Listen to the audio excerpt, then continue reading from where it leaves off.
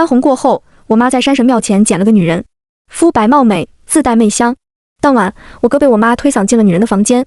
第二天，女人就被我妈挂牌接客了。没几天，村里男人们的肚子都带了起来。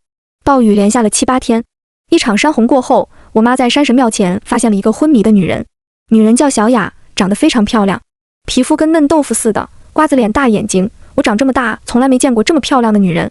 小雅被挂牌接客后，我哥在家大吵大闹。这不是给我的媳妇吗？妈，你不想要大胖孙子了？我妈拽拽我哥，贵仔，你小声点，你爹死后咱家断了收入，先用他赚钱，给孙子多存点钱。我哥有点不情愿。后来我妈说赚了钱给我哥顿顿做红烧肉吃，我哥这才嘟嘟囔囔应下了。小雅的美貌在村里独一份，村里的男人们哪里见过这么漂亮的女人，他们都像闻到肉的饿狼一样排着队来我家。单身的光明正大来，有老婆孩子的偷偷摸摸来。屋里的惨叫哭泣声几乎没停过。我妈数着越来越厚的钱，乐得直拍手。半夜，我听到隔壁没有动静后，偷偷起床来到小雅房间。小雅半躺在床上，懒懒地看着我，怎么，你也想试试吗？我吓得连连摆手，我看你没吃什么东西，给你送个馒头，你快吃吧，别让我妈发现了。我看着她满身淤青，脸色苍白的样子，心中有些不忍。你家在哪？我偷偷放你走，你跑吧。小雅古怪地看了我一眼，说道，跑？你们村的女人能跑掉吗？呵，你还是这么善良又愚蠢。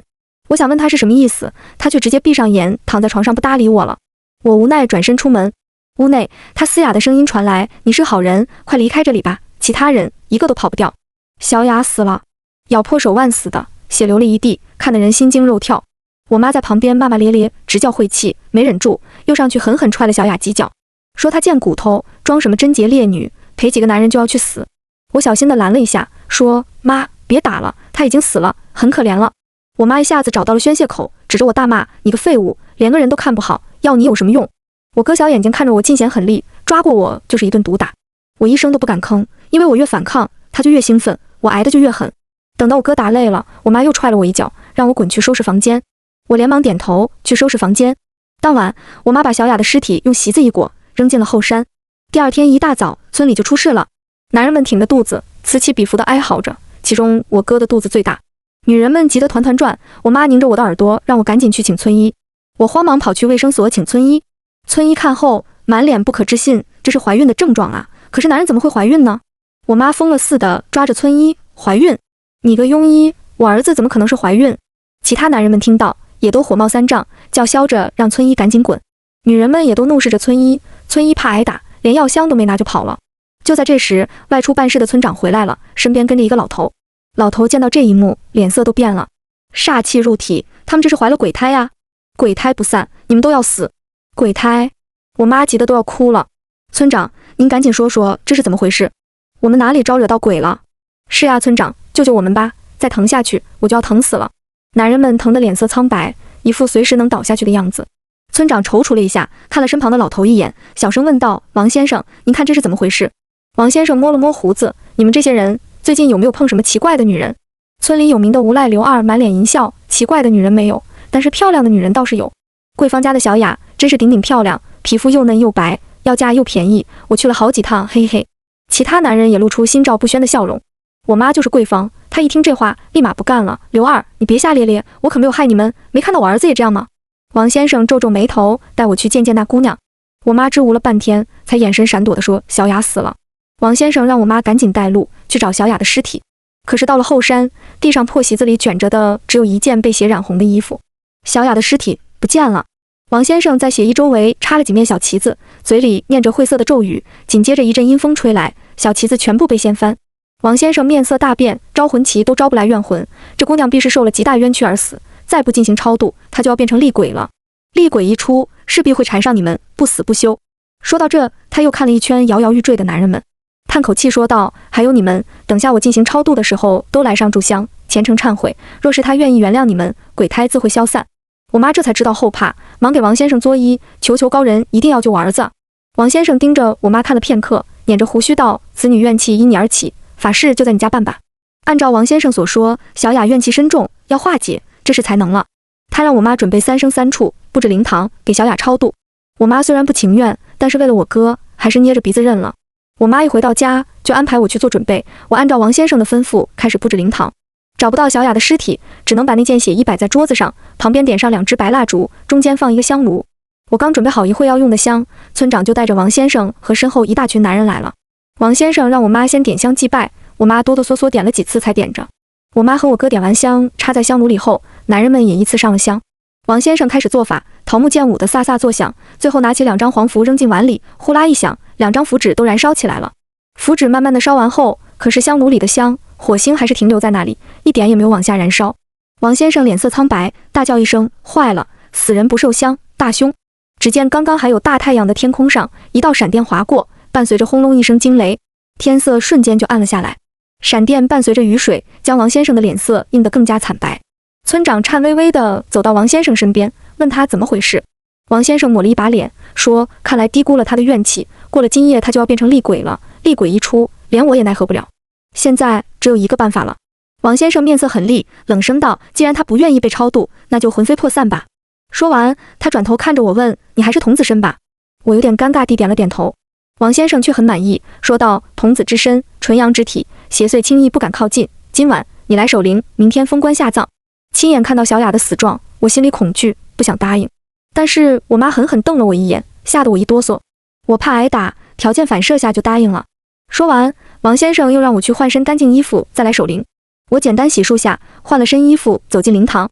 我妈和村长不知道在说些什么，看到我进来都噤了声。王先生示意我过去。王先生交代完守灵规矩后，又递给我一张符，这是驱邪符，你贴身带好，切记不要弄丢，关键时刻可护你平安。我小心接过符，放进贴身口袋里，跟王先生道谢：“我知道了，我会妥善保管的。”王先生走的时候，又扭过头叮嘱我：“记住，午夜过后，谁叫你都不要开门，一步也不能踏出灵堂。”我急忙点头答应了下来。晚上风呜呜吹着，像是鬼哭。天刚擦黑，我妈就带着我哥躲去亲戚家里了。走之前叮嘱我好好守着灵堂，不然就要打断我的腿。透过门缝，我看到外面漆黑一片，连月亮都没有出来。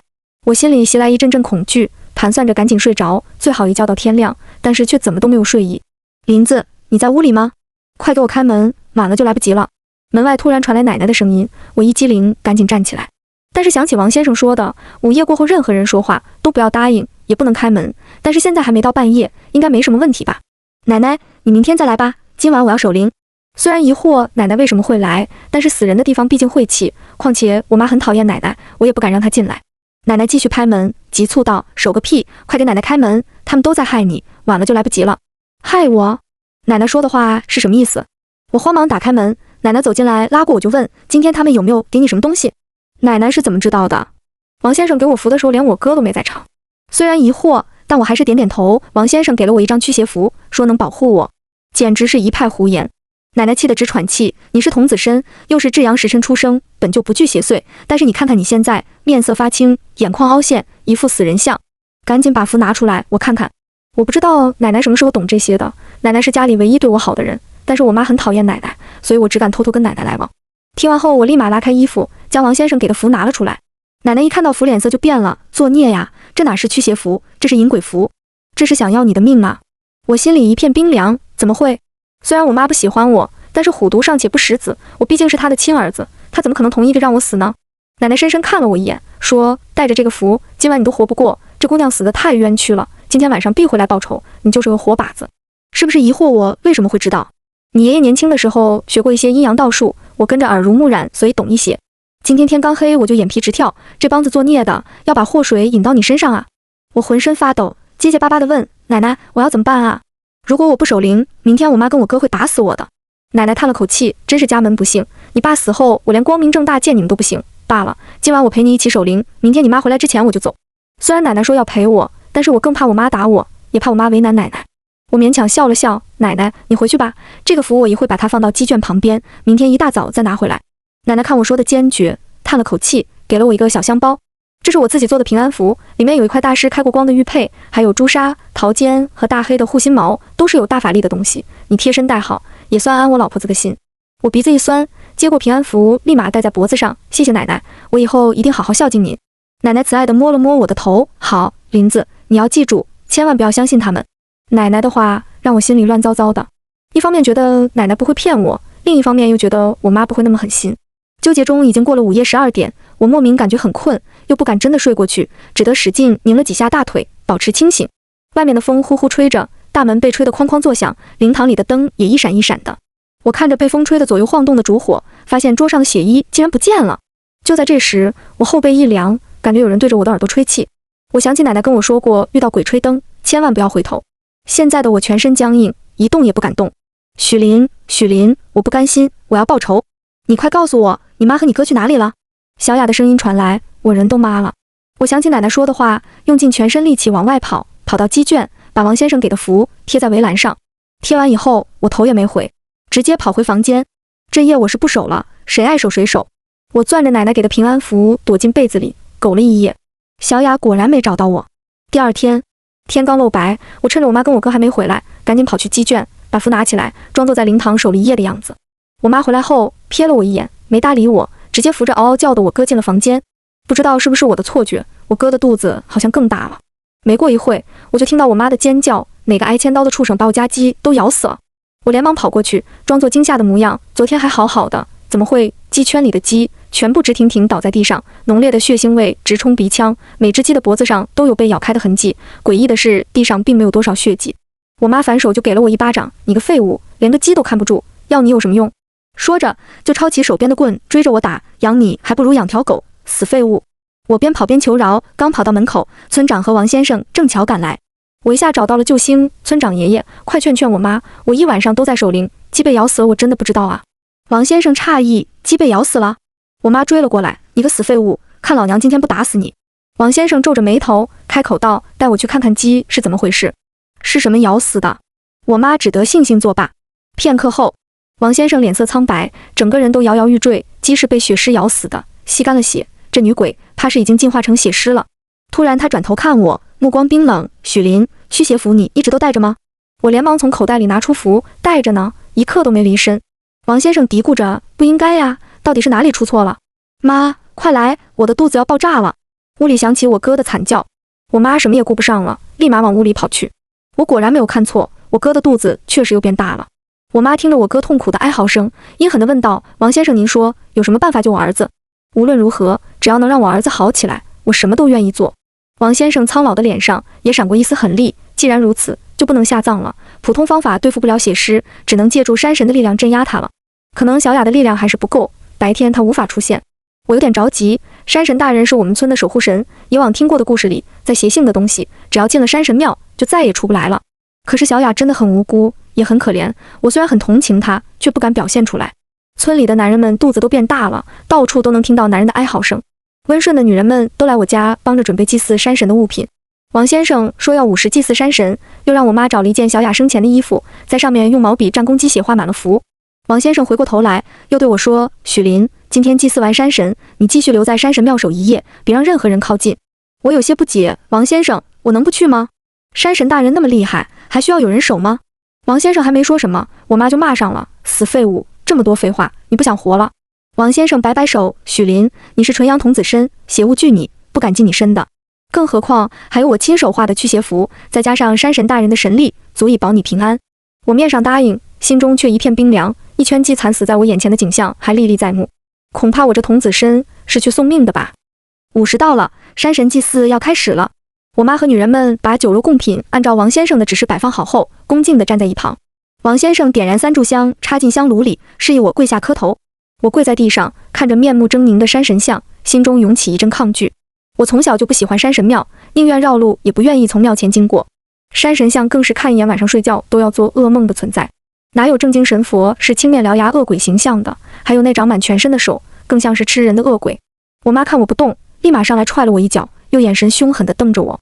我不情不愿地磕了头。村长在一旁沉声道，起炉。我不知道村长这话是什么意思，还没来得及反应，奶奶就冲进来了。你们这群黑心肝的，是要拿我孙子祭山神啊？你们这是要他的命啊？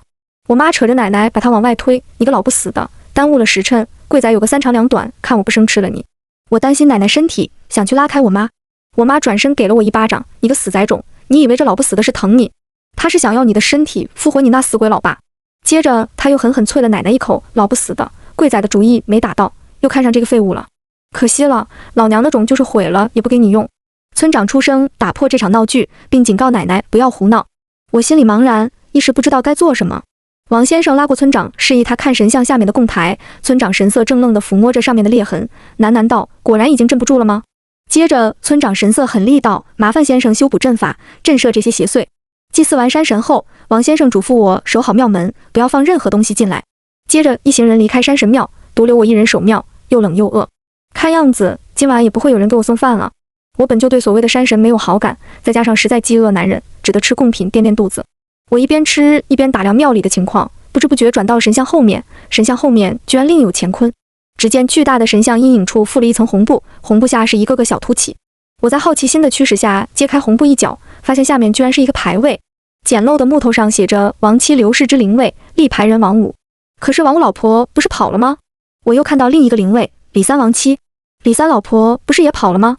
到底是怎么回事？被传跑掉的媳妇居然都死了。我一把拽开红布，满地的灵位看得我一阵头皮发麻。顾不得王先生的警告，转身跑出山神庙，往山下跑去。刚跑到山脚下，就被一双手拉了过去。我刚要喊出声，就听到奶奶的声音响起：“林子别叫，是我。”我缓了好一会才开口：“奶奶，你吓死我了，你怎么在这？”奶奶拉着我往她家走去，好在村里人睡得早，一路上没有遇见人。刚进屋，我就忍不住问奶奶：“那个山神庙里面的牌位是怎么回事？王五和李三他们的老婆不是跑了吗？”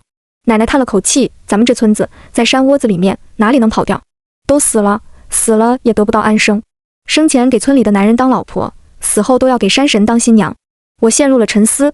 奶奶拍了拍我：“别想了，这些事我们奶俩都沾染不得，能清静过日子就好。林子，你该饿了吧？我给你炖了汤。”奶奶说完，转身去厨房端了一碗汤出来：“这是我专门炖的安神汤，这2天你吓坏了吧？喝完好好睡一觉，明天就是新的人生了。”不知道为什么，奶奶的话总让我感觉怪怪的，但是又具体说不出来哪里奇怪。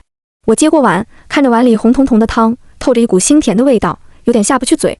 奶奶在一旁催促：“快点喝吧，喝完睡一觉就好了。”就在这时，外面响起一阵阵男人的惨叫声。我放下碗，想要出去看看，奶奶却一把抓住我，苍老的手背青筋毕现：“林子，听话，快把汤喝了，凉了味道就不好了。”我看着奶奶急切的脸，在灯光下显得阴森可怖，潜意识使劲挣脱开来，拔腿就往外跑。奶奶的幽叫喊声被我抛在身后，太可怕了！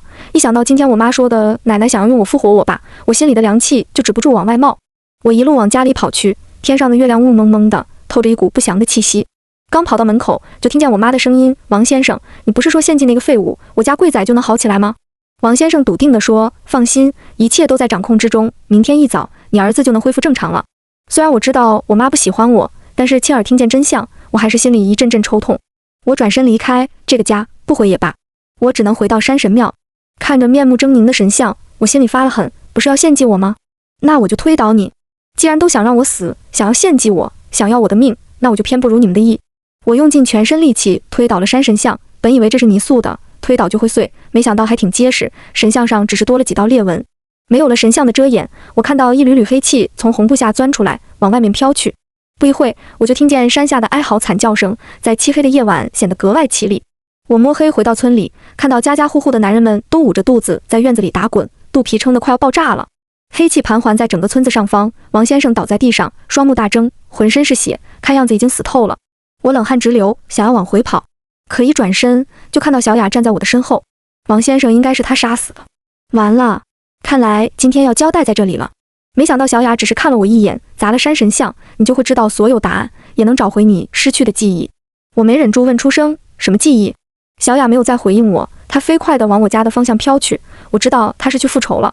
虽然不知道我失去了什么记忆，但是我自己内心深处也有打碎山神像的渴望。想到山神像坚硬的材质，我从张铁匠门前经过的时候，顺了他家一个大铁棍。张铁匠搂着肚子发出微弱的呻吟声，已经进气多出气少了。他去我家交易了好几次，所以肚子看起来大得触目惊心。我不敢多看，头也不回地朝着山上跑去。我走到山神像前，握紧手里的铁棒，正要打碎神像，突然从外面呼呼啦啦进来一群女人，领头之人居然是奶奶。她满脸阴沉和凶劲，看起来仿佛变了一个人。大家赶紧把神像扶起来，把黄符贴在裂缝上，修补好神像，咱们村子就能恢复安宁，你们的儿子丈夫也能恢复。至于许林，把他绑起来交给我。看来奶奶是真的要用我的身体复活我爸了。我握紧铁棒，你们不要过来，再往前一步我就打碎神像，看看是你们快还是我快。奶奶震怒：你居然敢威胁我们，你不知道神像是镇压邪祟的吗？邪祟都跑村子里了，你想害死大家吗？跟来的女人们也都一脸仇恨地看着我，好像我杀了他们全家一样。我的愤怒直冲脑门，这些傻逼玩意，你们想要修补，我偏要砸碎它。僵持间，村长气喘吁吁地跑了进来。神像修补好了吗？那些东西要来了，山下的符纸抵挡不了多久了。没有，许林要打碎神像。女人们回应。村长气得脸都黑了。许林，你在干什么？你想要我们整个村子都死绝吗？我讽刺地看着他们，这样的村子，死绝了倒是好事。村长看了一眼身后，面色大变，黑气从门外蔓延进来，包围了他们。随着黑气涌入，女人们都闭紧双眼，面色狰狞起来。不要过来，你死跟我有什么关系？谁让你要跑的？我家买你来是生儿子的，你连个儿子都生不出来，还天天想逃跑，活该我儿子打死你。我不是故意告发你的，不供出你我也会被打死。我终于知道那些被传言跑了的媳妇都去哪里了。山神庙里每一个简陋的灵位就是一个可怜的女人，这样烂透的村子，死绝了更好。我举起铁棒，打算先从头开始砸。村长哀求道：别砸别砸，我可以分一半阴气给你，你能得到天大的好处。村长居然还能保持清醒，看来他用了一些手段。我不动声色问道：什么意思？村长一脸向往。许林，王先生死了，死之前已经画完了镇压符咒，只要你帮我镇压这些邪祟，我们就能用他们的阴气延长寿命。至于你奶奶，我也可以保证不让她找你麻烦，怎么样？我这才意识到，村长只是想要得到这些阴气，村民的命在他看来一文不值，或者说他根本不在乎。王先生也是他的垫脚石。我盯着村长，一字一句问道：他们死前在村里受尽凌辱，死后还要被你利用，榨干他们最后的价值。村长理所当然，有什么关系？你还年轻，还不能理解年老之人对年富力强的渴望，以后你会明白的。这些女人，我们买来就是村里的物品，生前他们要伺候村里的男人们，死后也要给山神做新娘，这样山神才能长长久久地保佑我们村。我再也不想听他的诡辩，用尽全力往神像头上砸去。砰的一声，神像慢慢裂开了，碎片上面画满了一道道符文。这些符文就是镇压死去女人灵魂的东西。随着神像彻底碎掉，山神庙里阴风阵阵，小雅伴着庞大的黑雾走了进来。她看着我笑了：你想起来了吗？是的，我想起来了。我叫林许，是地质大学的学生，带着5个组员去山里采风。在山里的第一晚遇到6个逃出来的女人，她们都是被拐卖进山里的，拼了命才逃出来。我们一致决定帮助她们，于是连夜收拾行李，带着她们往山外走。可惜还没走出大山，就被村民们追上了。几十个拿着铁锹和镰刀的强壮村汉围了上来，好不容易逃出来的女人们被拽着头发往回拉。组员们一个个被打倒在地，反抗的女人也被暴力对待，领头的女人被打死的时候已经看不出本来面目了。我因为学过几年武术，勉强抵挡了一阵，可最后还是没逃过被榔头砸扁脑袋的命运。因为我伤了几个村民，还没死透就被村民封进了山神庙的供台里，活生生在窒息中痛苦的死去。而小雅就是那个领头的女人，村长就是把我封进供台里的领头人。原来我才是邪祟。由于时间太久，山神庙的封印出现裂痕，我的一缕怨魂从缝隙中逃了出来，附身在许家的傻小孩许林身上，跟他缺失的魂魄融为一体。我失去了前世的记忆，以一个孩童的身份重新生活了10几年。因为生了个傻子，我妈被我爸打得很惨，所以她一直不喜欢我。而奶奶对我好也是因为我魂魄不全，是我爸回魂最适合的容器。接收完记忆后，我慢慢变回了原本的样子。想到惨死的组员，还有自己死前的痛苦，我掐住村长的脖子，高高的举在半空中。村长浑浊的老眼瞪得像铜铃，喉咙里发出呵呵的惊恐声：是你。看来村长也想起来了，40、50年前，就是他带队追捕逃走的女人，为了掩盖村里的秘密，他带头打死了我的组员，然后抛尸山野。出手最狠的我，被他活埋在山神庙。那些反抗的可怜女人们也都被埋在了山神庙。不怪我，谁让你们非要去帮那些女人，不然我们也不会对你们下手。他们是我们花钱买来的，就是我们村的牲口，哪能让他们逃跑？他的求饶和解释并没有引起我的任何情绪波动，我拿起手边的铁棍，对着他的脑袋狠狠敲了下去，然后看向人群里企图逃跑的奶奶，那个当年一路留下记号给村长的女人。如果不是她，我们也不会经历这样的悲剧。小雅拽住他的头发，把他扔在地上，拿起贡品篮里的竹签，狠狠地把他钉在地上。小雅是被献祭的山神新娘们拼着灵魂消散的风险强行送出的一缕幽魂，是所有山神新娘的化身。奶奶看着我，满脸痛苦。我也是为了活命，不告发你们，我也会被打死。林子，这几年我对你不好吗？你让他放过我吧。我平静地反问，你做的这些不都是为了得到我这具身体吗？我扯出他给我的平安符，扔到地上，走出了山神庙。所谓的平安符，也不过是里面有一块我爸生前佩戴的玉，我戴一段时间，身体就会接受这抹气息，再配合奶奶煮的离魂汤，我爸就能在我这具身体里还魂。只是他的算盘终究是落空了。身后数不清的黑雾飘进庙里，包围了这些助纣为虐的人。惨叫声传来，血顺着庙门流了出来。发泄完戾气的黑雾渐渐变淡消散，最终一切安静了。我慢慢走回村子，这个10几年来我一直当作家的地方。村里一片死寂，路过的每一个院子里都有一具肚皮破开的男人尸体。我回到之前的家里看了看，欺负我这么多年的哥哥死状极其凄惨，整个肚子都空了，神色扭曲，好像死前看到了极其可怕的东西。而我妈也双眼大睁，在扭曲中死去。是我把他们活活吓死的。小雅在身后说道。我诧异，你怎么没有走？还有未了的心愿？她耸耸肩，想看看你接下来有什么打算。你想回去找你们的家人吗？我陷入了沉默。时间已经过去40-50年，我们的亲人大概率已经不在人世了，就算还有健在的，也没必要再去接一次他们的伤疤。我摇了摇头，就让我们的事跟这个村子一起埋葬吧。我不知道我现在算是什么样的存在，我拥有邪祟的能力，但是却拥有人类的身体。小雅最终还是选择去投胎，走之前她跟我说，林许，谢谢你，你要好好活着，离开大山，过你原本应该过的生活。泥石流和塌方埋葬了整座大山，还有村民们奉若神明的山神庙。我和村里的幸存者们被接到了外面定居，受到了妥善的安置。幸存的是那些被囚禁在地窖里的女人们，还有一些孩童。按照政府的安排，我像普通人一样读完了大学，我不知道我想要做什么。毕业后，我背上行囊去偏远的山区支教。这是一个极其落后贫困的村子。刚进村子，我就感受到和之前山神庙里一样的气息。我终于知道未来的路要怎么走了。